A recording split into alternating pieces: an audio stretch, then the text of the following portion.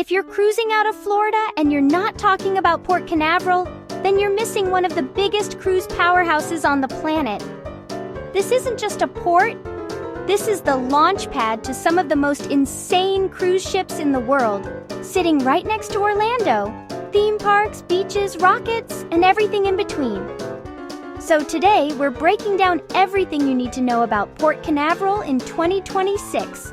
From the ships that call this place home, to what it's actually like walking through the port, to where you should stay and play before you even step foot on your ship. Let's get into it.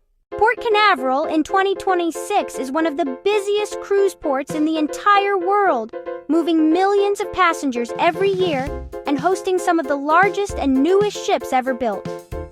Port Canaveral sits on Florida's Space Coast, just about 45 minutes from Orlando, which makes it one of the most convenient cruise ports on the planet. Now here's where things get crazy. This port is home to 7 major cruise lines, including Royal Caribbean International, Carnival Cruise Line, Disney Cruise Line, MSC Cruises, Norwegian Cruise Line, Celebrity Cruises, and Princess Cruises, all operating out of the same port with a lineup that feels more like an all-star roster than a cruise schedule. In 2026, there are roughly around 15 to 16 cruise ships home-ported here depending on the season.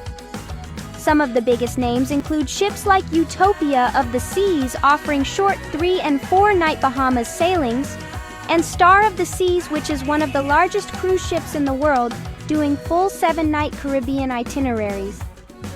You've also got Adventure of the Seas, running 6- and 8-night Caribbean routes, and Explorer of the Seas, doing shorter Bahamas and Caribbean sailings. From Carnival, heavy hitters like Carnival Mardi Gras, Carnival Vista, Carnival Glory, and Carnival Freedom dominate the schedule with everything from 3-night quick getaways to full-week Caribbean trips. Disney brings serious family energy with Disney Wish and Disney Treasure, typically sailing 3- to 7-night itineraries to the Bahamas and Caribbean, including stops at Castaway Cay. MSC steps in with ships like MSC Seashore and sometimes MSC Meraviglia doing Bahamas and Caribbean sailings, often including their private island Ocean Cay. Norwegian rotates ships like Norwegian Prima, Norwegian Breakaway, and Norwegian Getaway throughout the year, with longer Caribbean routes.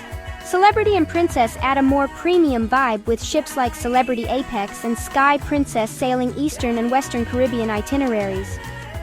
Most sailings from Port Canaveral fall into 3 main categories. You've got the quick 3- to 4-night Bahamas cruises hitting Nassau and private islands like Coco Cay. Then you've got the 5- to 7-night Caribbean cruises going to places like Cozumel, St. Thomas, and Grand Cayman. And occasionally, you'll see longer or more unique itineraries depending on the ship and season. Now let's talk about the actual experience of going through Port Canaveral, because this is where a lot of people get nervous. But honestly, this port is one of the smoothest in the world. When you arrive, you're typically dropped off right outside your assigned cruise terminal. There are multiple terminals, and each cruise line has its own, so make sure you know exactly which one you're going to. Porters are waiting outside to take your luggage, and from there you head inside for check-in. Security works very similar to an airport, but usually faster. You go through screening, then head to the check-in counters or digital kiosks depending on your cruise line. Most lines now use mobile apps, so a lot of your paperwork is already done before you even arrive. After that, you move into the waiting area and then into boarding. One of the best parts about Port Canaveral is how efficiently they move thousands of people onto ships. Boarding can feel surprisingly quick for such massive vessels. Disembarkation is just as smooth. You either walk off with your luggage early or wait for your group to be called. Customs is usually fast, especially with facial recognition technology being used more in 2026. Now let's talk about what's around the port, because this is where Port Canaveral really stands out. Right near the port, you've got Cocoa Beach, which is one of the most famous beaches in Florida. It's perfect if you want to relax before your cruise, or just get that ocean vibe started early. You've also got the Kennedy Space Center just a short drive away, where you can literally watch rocket launches if your timing is right. That's something you're not getting at any other cruise port.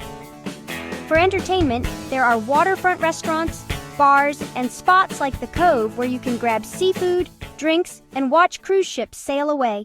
When it comes to pre-cruise hotels, you've got tons of solid options.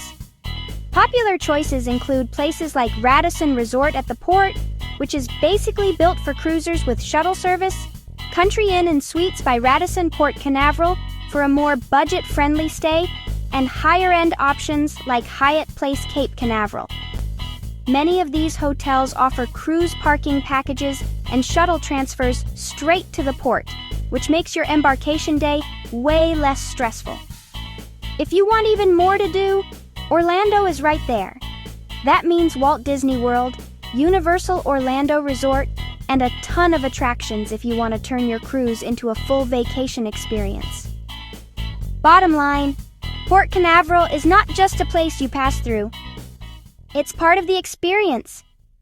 So if you're planning a cruise in 2026 and you see Port Canaveral on your departure, just know you're starting your trip from one of the best cruise ports in the world.